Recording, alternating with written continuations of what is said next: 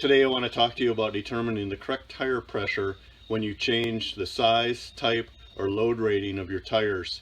You may have changed to a plus size wheel and tire and want to ensure you're using the correct inflation pressure on your performance car, or you may have added those monster mudders to your truck to make your weekends off-road crazy fun.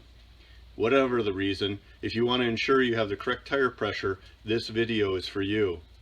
I want to share with you my experience as a tire salesman during my younger days as a parts salesman, and the experience I've learned through the years of caring for my tires. Over the years, I've spent many dollars on performance tires for my Mustangs and many dollars on off-road tires for my four-wheel drive trucks. This video contains some of what I've learned. Now, before we get started, at the Stiles Automotive channel, I have many videos on general automotive maintenance, modifications, and tips. If you find this video helpful, consider subscribing and watching the other videos. We're talking about tires that are larger than stock or different than the OEM size found on the door sill sticker. If your tires are larger than stock, they typically have a higher load rating, and the pressure in PSI is now different than the door sticker. I'm talking about road driving or commuting type driving. You do that with your modified vehicles, right? Well, I do. For off-road use, we lower the pressure for better grip and better performance. For car slalom racing, we increase the tire pressure so the tire shoulder does not roll over. For drag racing, we lower the rear pressure for grip and traction and increase the front tire pressure for reduced rolling resistance. If you're towing or carrying weight in your truck, we increase pressure to compensate for that extra weight. Now, all true, but again, I want to look at what inflation pressure you should return to when you run your vehicle during normal day-to-day driving. We're going to talk about 3 methods to determine the proper inflation pressure. The book method, don't worry, I'll walk you through it. The chalk method, many of you have heard of this. And measuring the tread depth over time method.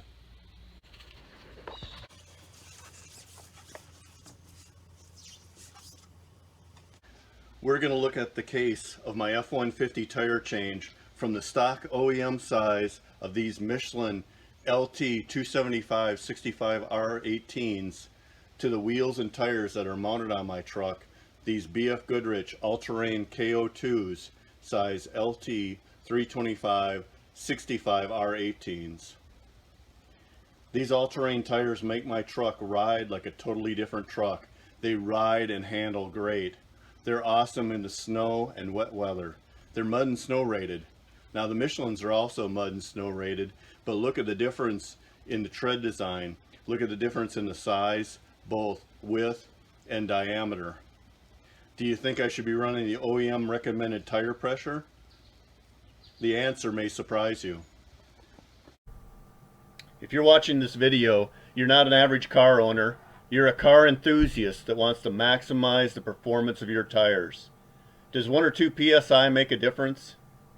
You probably can't feel it in the seat of your pants, but yes, it makes a difference for performance. We want to improve the on-road performance of any non-stock tire, not just for street tires, but also off-road tires. By using the correct inflation pressure, you will improve tire life and improve safety. Over the next few minutes, we will review the background information and then walk through an example of how to use the tire inflation load charts. A car enthusiast knows tire pressure affects tire performance, and keeping the correct air pressure in your tires is an important part of vehicle maintenance because it helps with all of these items: safety, optimizing tire performance, improving fuel economy, handling and performance while driving, extending treadwear life, maintaining steering response, improving cornering ability and stability, and improving steering precision. So look at the note on the bottom. Weather affects your tires.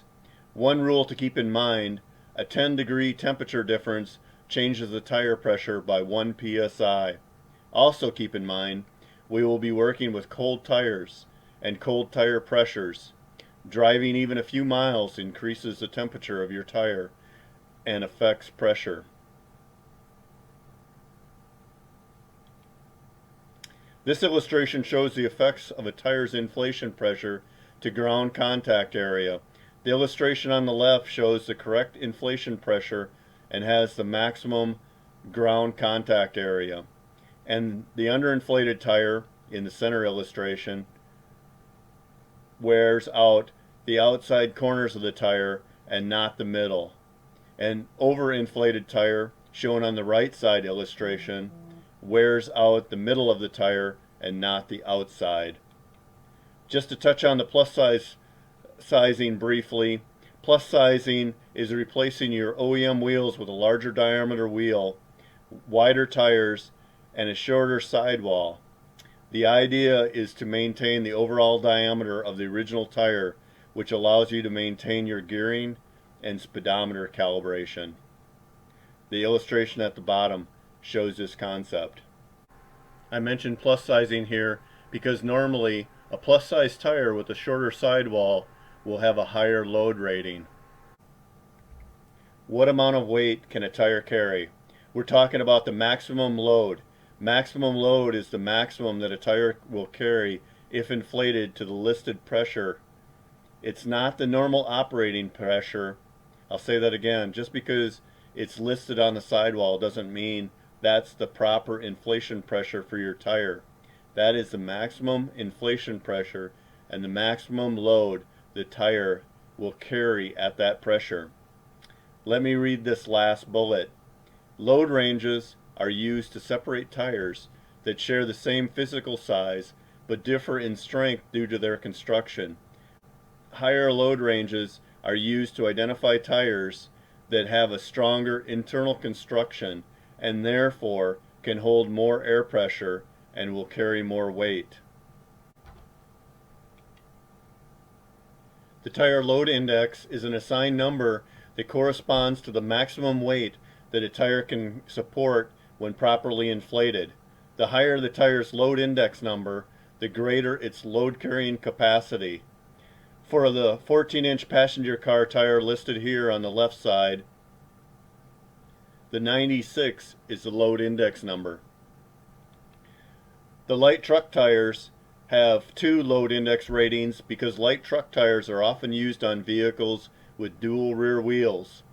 As an example, if the tire's dual load index is 120/116, the load capacity for a single tire is 3,086 pounds and the load capacity for 2 tires is 2,756 pounds.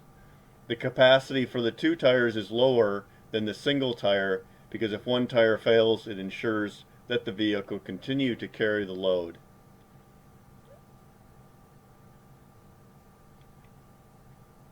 That ends the background information you need so that we have a common understanding of terms and the common concept of what we're trying to accomplish. The book method and using the tire inflation charts. It's perfectly fine for a tire salesman to sell you a tire other than what came OEM or stock on your car. In fact, some tires, like the size currently on my truck, may not be offered as an OEM tire on any manufacturer's car or truck.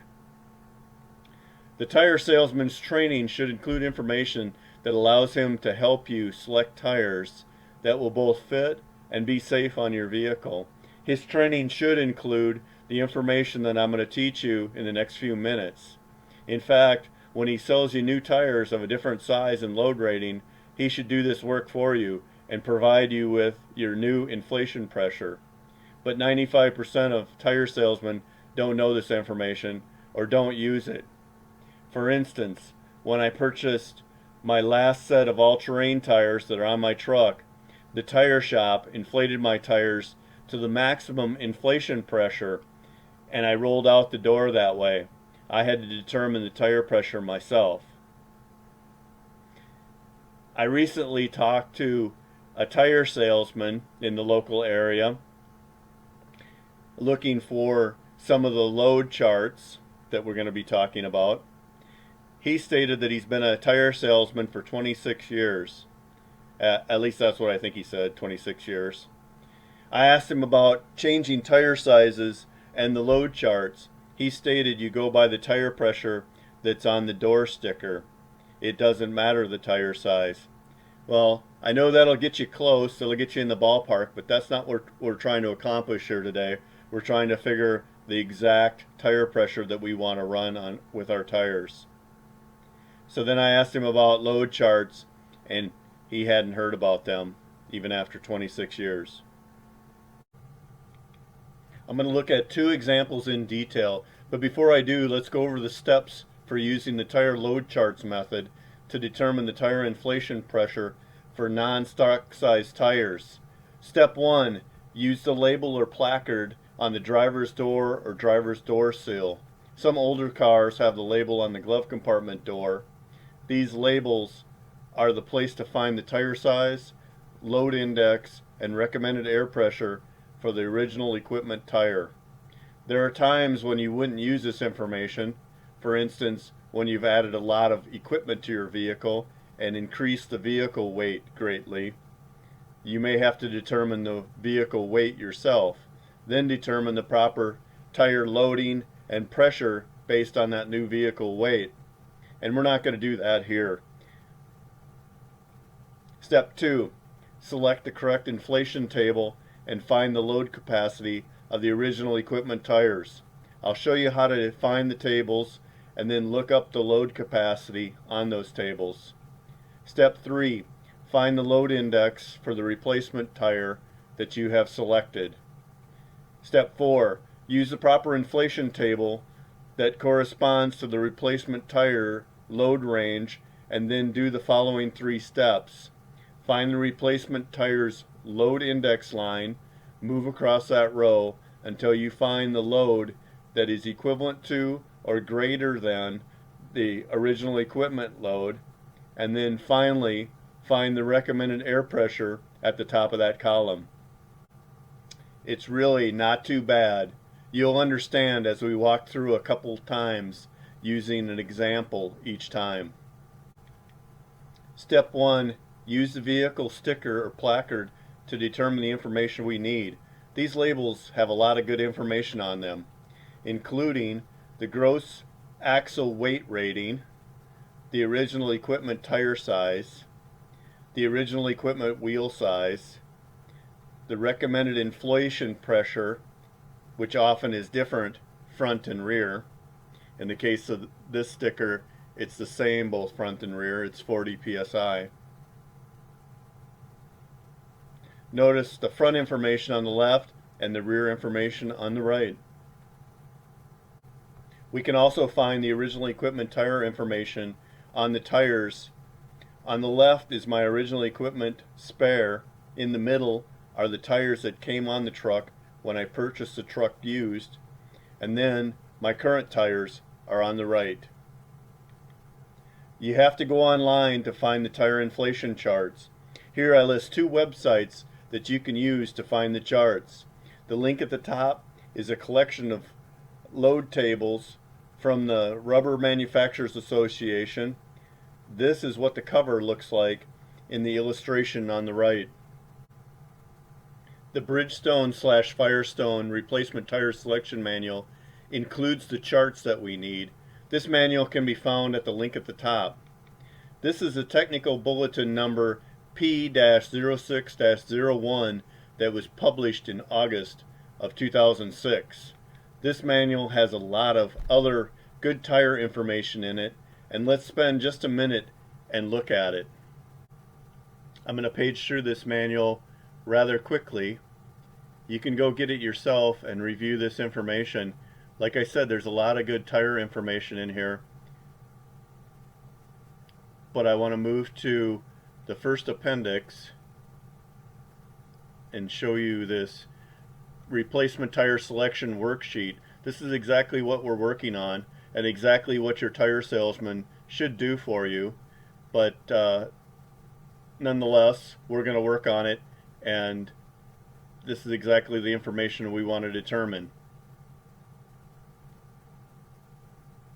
Notice it's talking about a substitute size application chart here with all your vehicle information, and then it finally produces, in the same appendix, it produces another sticker just like the one that comes on your car with a recommended cold inflation pressure and tire size on it.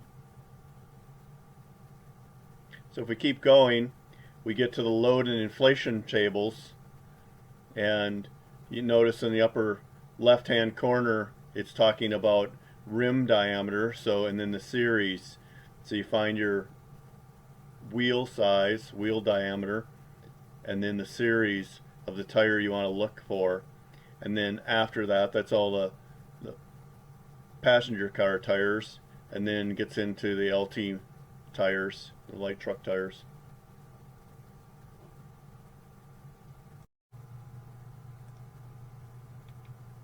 Okay, let's look at case one. This is my 1998 Mustang Cobra.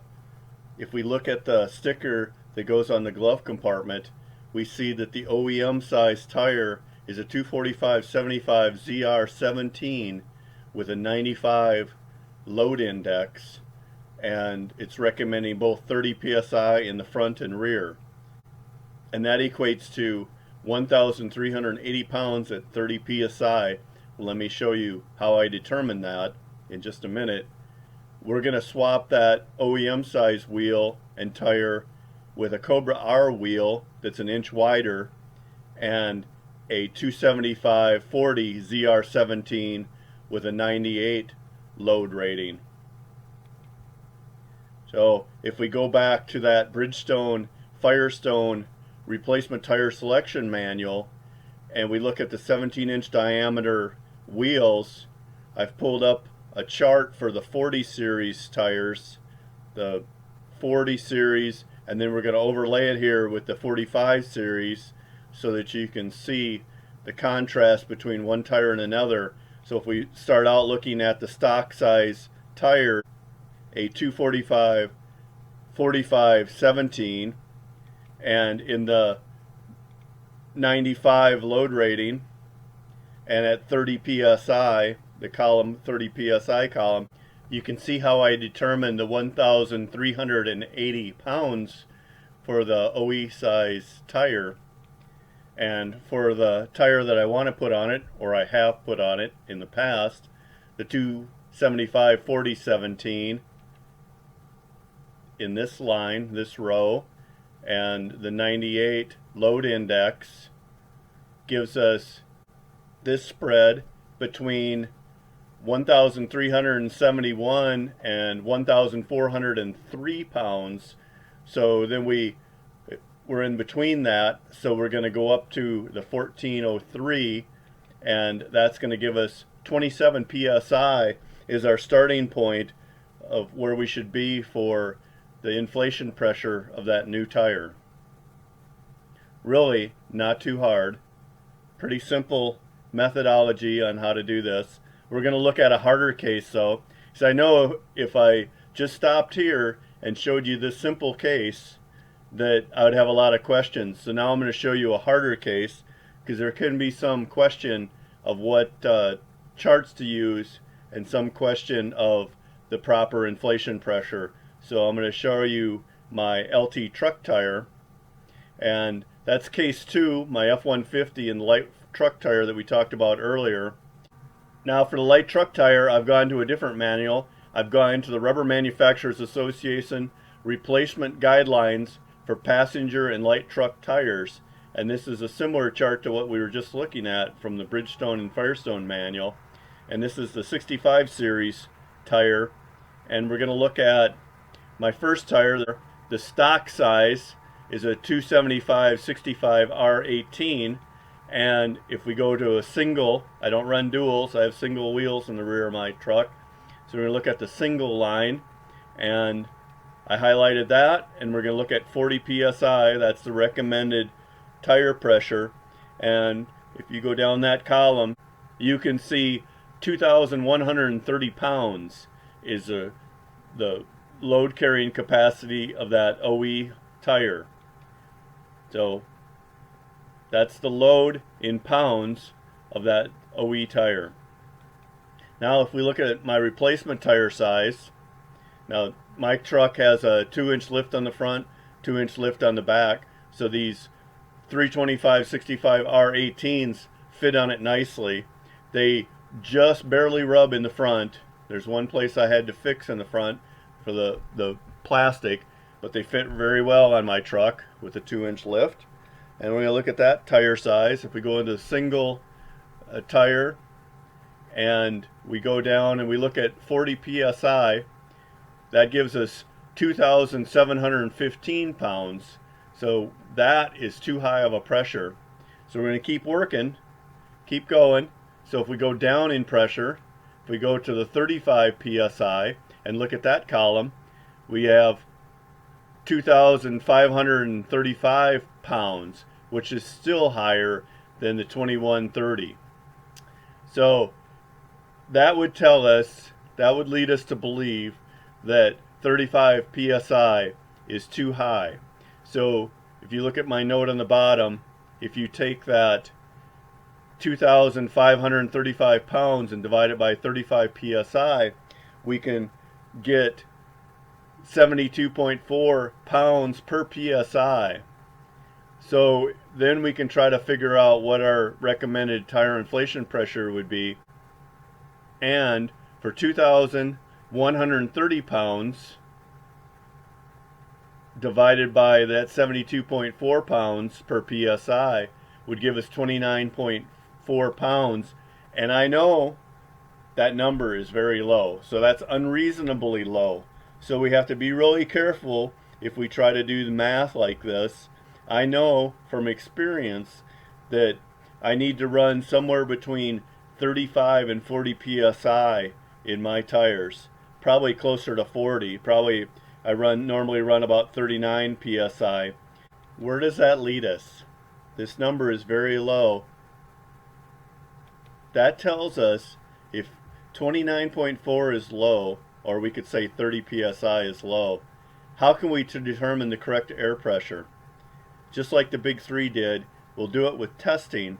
And the way we're going to do that is what I mentioned earlier, is the chalk method and then measuring the tread depth method. Before I move on to those two methods though, I'm going to talk about one other caveat here, one other method that you could do, and that is you could look at the OEM size of a different size wheel. If you go to a different size tire that the OEM recommends on your car, then you can refer to that pressure. So for instance, here's my example. I'm looking at my 2013 Mustang GT with a track package that has 255 4019s on it, both front and rear. The recommended cold air pressure is 35 psi, and if I change to another stock size wheel for the GT500, there the wheels are 9.5 inches in the front and a 19, half an inch wider than my stock wheels, and they're 20 inches in the rear and 9.5 inches wide. So they're a bigger diameter wheel in the back and a half inch wider in the back. And the stock OE tire size for the front is a 265 4019 with a 98 load index, and a 285 3520 with a 92 load index on the rear, both at 35 psi cold. So if I switch to those wheels and those tire sizes, again I would run 35 psi both front and rear. That's an example of what you can also do. You can look at a stock size tire and wheel to a new stock size tire and wheel. Again, if we look at the door seal sticker on the left for my 2013 Mustang, here's the stock size tire and then the door seal sticker for the 2013 Mustang GT500 showing the tire size, both front and rear, and of course the cold PSI for both as an example. The chalk test method. Okay, some of the items you're going to need to do the chalk test method are a source of air, a way to measure your tire pressure or a tire pressure gauge, chalk, and some paper or a notebook to record your tire pressures. I like to use a digital tire pressure gauge like this one from Slime. You can quickly read the tire pressure. It has large LED numbers on it. It reads to half a PSI, so 0.5 PSI. There are a number of analog gauges on the market, and then this old style slide gauge that has been around for quite a few years. Remember the rule, if a device is marked to 1 PSI, you can only accurately read it to half a PSI. This box of chalk I got at Dollar General for less than $1. It was on sale. I have a video that talks about the importance of keeping a maintenance logbook to record your maintenance actions and your modifications. This would be the perfect place to record your information for your chalk test.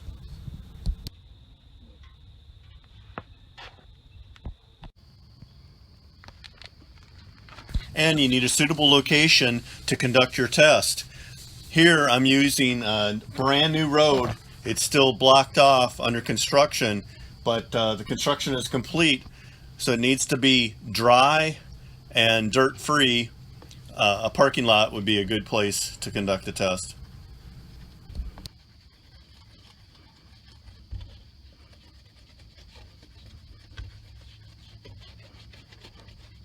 To get the test started, I'm going to mark across my tread with the sidewalk chalk. I'm going to pay particular attention to the inside and outside shoulders of the tire. Once I have the tire marked, either I'm going to drive or have a buddy drive forward and then back if you're limited on space in a parking lot, or you can continue to drive forward, and you need to do it far enough that you wear the chalk off of the tire. So you need to go about 40 feet forward and about 40 feet back. The distance is dependent on how good a chalk you have. Make sure you're going far enough that you can see your result. It's hard to tell in the camera, but with the naked eye I can see where my shoulder is, and I'm slightly overinflated. Of course, that's where I started. I knew that I would be. So I'm going to take a little bit of air out of my tire, about 1 PSI, and do the test again. Yeah, so I failed to mention that at the beginning of the test. Before I leave my shop or leave the garage at home, I'm going to overinflate my tires slightly more than I think they should be, more than we calculated in the first method, so that I can simply take the air out of the tires and not have to add air back. If I'm going to bracket this process, then I'll probably need to add some air back because I'm going to go to an underinflated condition. And another thing, I want to do this as a cold test, so I don't want my tires to be hot. So even if I'm driving a few miles from my house, my tires are going to be warm. So I want to make sure my tires are cool as I'm doing this test. I don't want to drive for 50 miles and then conduct a test. So I want to find some location where my car has been parked for a while and then conduct the test. On these BF Goodrich tires, I think it was okay for the initial test just to do the one tread, but as you're getting closer to needing an accurate reading, see how the two outside treads are different. There's a small tread and then the larger tread. I think to get a more accurate reading, you need to do a wider band on these BF Goodriches to get a better reading on both the outside shoulders, inside and outside. I'm going to time lapse this. I'm really only going about 10 miles an hour, and I'm being careful at each end not to apply my brakes too heavily to affect my test. But this is time lapse.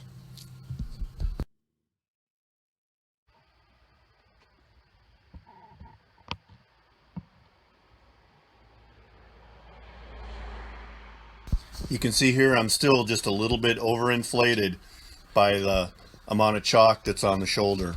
I need to take out at least 1 more PSI. Another thing to keep in mind is that some tires have a rounded shoulder. Unlike these BF Goodrich all-terrains, which have a pretty flat shoulder, pretty straight shoulder, some tires have a rounded shoulder, especially performance car tires. So if you have a rounded shoulder, the chalk's not going to wear off down around that corner.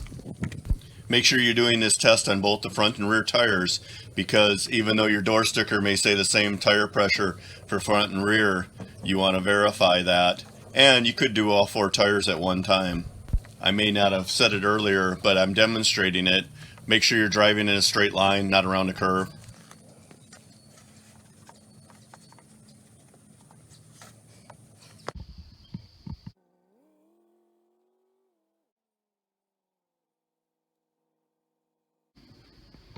So we're getting real close now. You can see here that we're still not using the far outside of the shoulder and just a little bit on the inside. I think I want to take out 1 more PSI and I'll be at my correct pressure for the rear of my truck. I'm taking out 1 PSI at a time because I know what my pressure should be. I'm doing this test for your benefit. If you don't know what your tire pressure should be, and you're going to bracket the pressure and you're going to underinflate the tire, then you can go 2 or 3 PSI at a time, and so you're not wasting as much time on the test. Okay, that is looking really good on the back of my F-150. Now, it may be just slightly overinflated still because the shoulder has a little bit of chalk left on it, but it's better to be overinflated than to be underinflated. Let me give you a good look at my tread and the chalk here.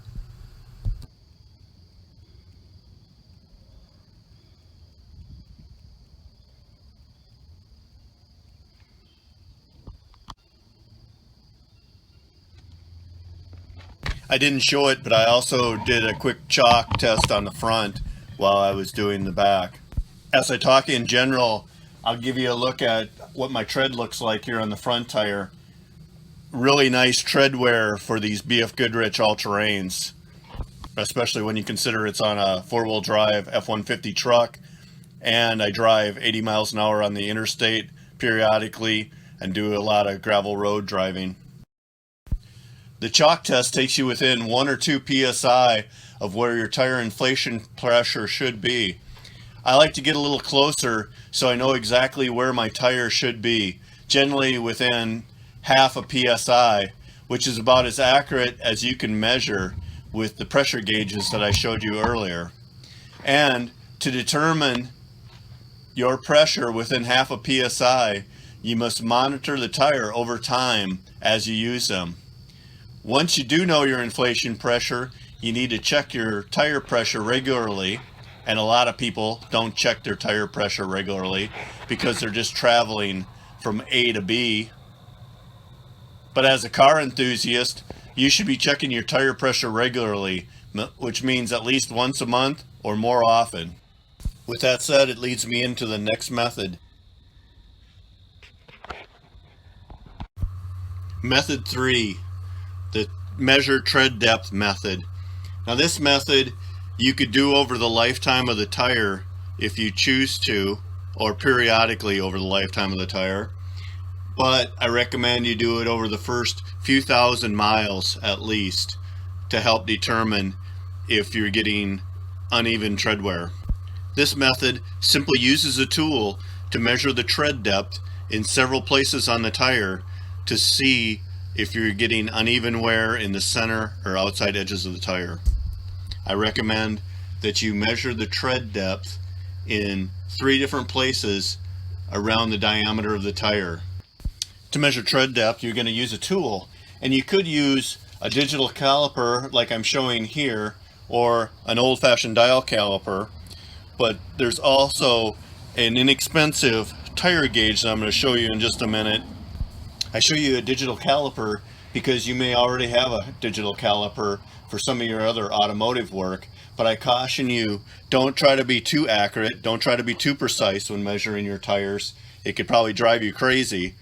All you need is to go to a 32nd of an inch, and that's what this tire tread depth gauge tool does, it goes to a 32nd of an inch, and you have to rotate it to be able to read it properly. I'll put a link in the video description to an Amazon page that has several of these tools. You can read more about it there or purchase it. Any purchases you make from that link help out the channel. To use the tread depth gauge, just rest the base of the tool on the tread and then push down on the top so that the probe goes down in between the treads and touches the base of the tire. You can then remove the gauge from the tire and take a look at it and rotate it so you can determine the reading. You can see this reading is 9/32. I'm going to continue to take measurements straight across the tire and record my measurements. Then I can adjust my air pressure based on these readings. Here I'm getting 8/32.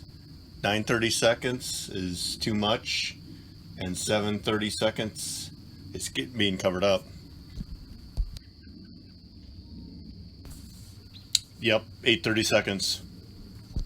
Another thing to look for, especially on these truck tires that have a softer tread, if you've got a good alignment on your truck, or if you're looking at the back tires, you can tell by the tread, and you look at the shoulder, on each shoulder, both the inside and outside, and you can see a color and texture difference on the tread if you're using that outside tread.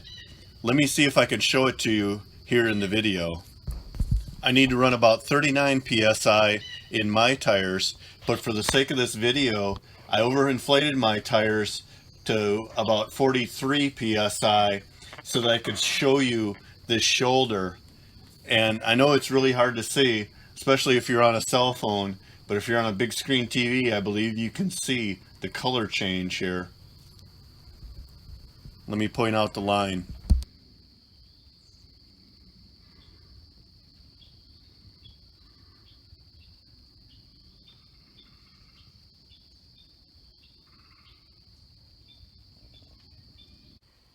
As another example, look at the Michelin LTX that came with the truck. The truck had about 125,000 miles on it, so obviously this wasn't the original tire, but put on afterwards. Now you can see the wear bars here, and I don't know if you can tell with the camera view, I'm trying to get kind of a profile of the tread, but with the naked eye I can easily tell that it's wearing more in the center. Now these tires are almost to the end of their life. Here's the wear bars. To 2/32 is where the wear bars typically are at, and that tells you that the tire is worn out when you get to that point. Well, the tire is almost worn out, but I can tell that the center tread is worn more than the outside. In fact, this is the inside of the tire, that's the outside of the tire. I can tell that the outside of the tire is worn just a little bit more than the inside, just from the naked eye. But if we measure that with our gauge,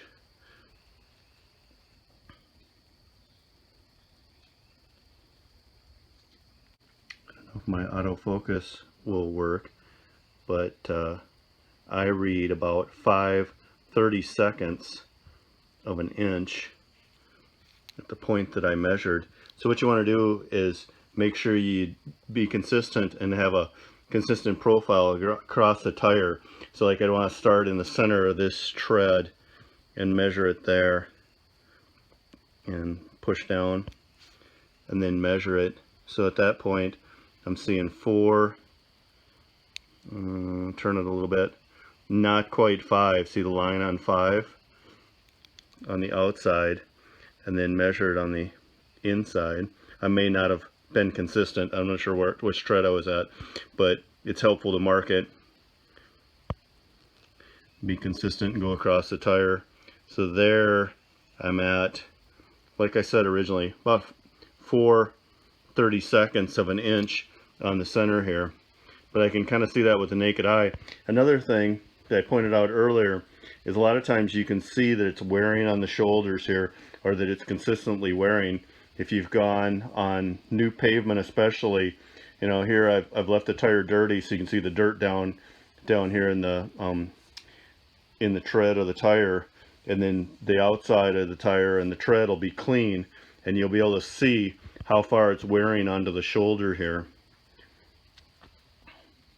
Tires like this LTX really have a reinforced shoulder on the tire, so a lot of times you'll see it wear right up to the edge of the tire, which is good if you have a consistent wear pattern all the way across.